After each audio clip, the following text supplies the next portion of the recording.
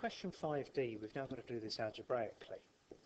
So we're projecting this thing from 5 meters high, and we know it's going to be at a certain place here.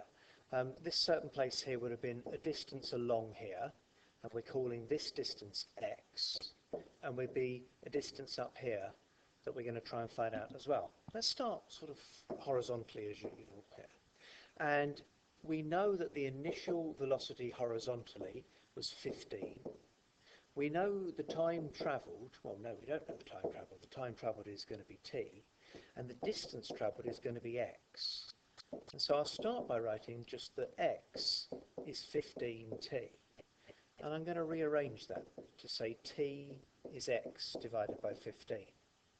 I'm going to use this in my vertical part. So in the vertical part, I know that u was equal to 14. S, well that's what I'm trying to find out. A, as usual, is minus 9.8. And t is this t value here I've got as x over 15.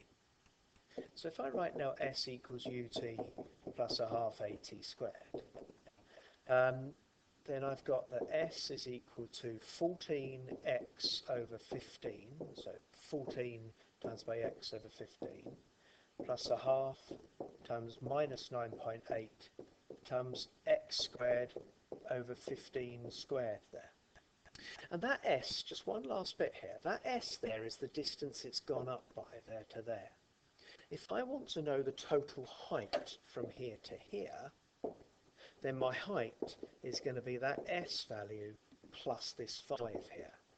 And being that show that here, look, I've got the 14x over 15, tap that into the calculator, and that gives you 0.93. Here I've got minus, and work out this bit here, I've got x squared, and that works out to be 0.02, a bit more than that. And the end, I've got the plus 5, because it started from 5 meters high. So that's how we do this last bit here, and you can go back and look up the exercise on doing those algebraically.